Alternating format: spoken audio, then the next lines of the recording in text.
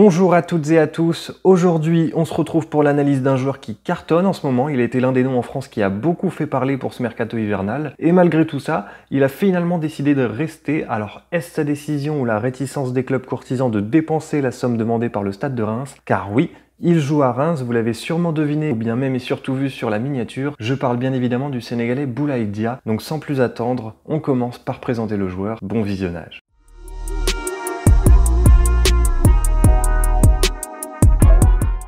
Boulaye Dia a 24 ans, sa présentation va être plutôt courte vu qu'on ne le connaît pas depuis très longtemps, et puis vous le connaissez je pense tous très bien désormais, il est international sénégalais depuis peu, était en National 2 il y a encore de cela 3 ans au club du Jura Sud Foot, et a signé à Reims en 2018 en tant qu'avant-centre avec un contrat qui court jusqu'au 30 juin 2022. Son ascension est fulgurante, c'est le genre d'histoire dont on aime parler, et on ne peut que féliciter Reims d'avoir eu le nez fin pour le recruter dans les championnats amateurs.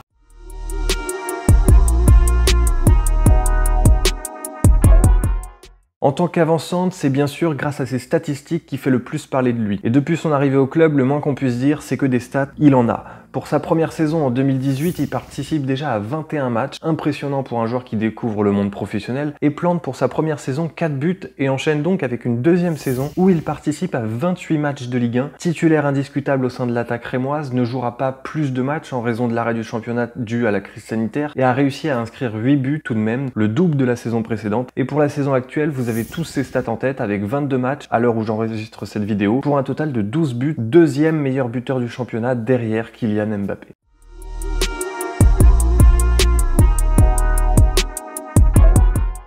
L'attaquant sénégalais est un joueur qui a des qualités certaines en tant que buteur. C'est un joueur qui a un sang-froid devant le but, qualité très importante en tant qu'avant-centre, pour les face-à-face avec les gardiens notamment, mais se sert aussi d'un physique lui permettant de peser sur les défenseurs adverses et de prendre le dessus sur ses joueurs. Alors, il a quelques lacunes, mais je vais pas trop m'attarder sur celles-ci, car pour un joueur encore très inexpérimenté, nul doute qu'au fur et à mesure des années, il progressera, notamment au niveau des duels aériens, où il a la capacité de faire beaucoup mieux, mais un futur transfert dans une équipe plus expérimentée, même si c'est aussi à Reims que revient le mérite de son ascension, peut lui faire du bien pour progresser. Transition toute faite pour le point suivant, ses courtisans.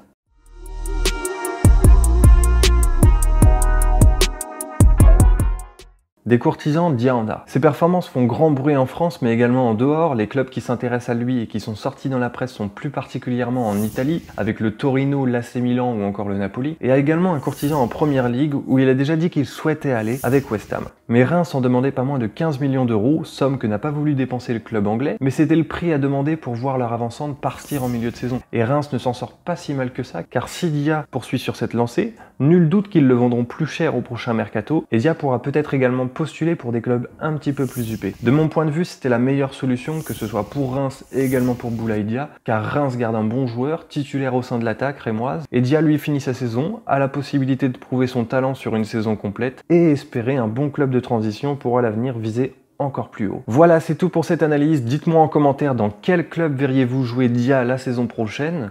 Nous, on se dit à très vite pour une prochaine vidéo, donc n'hésite pas à t'abonner en activant la cloche pour ne louper aucune de mes prochaines vidéos. Ciao!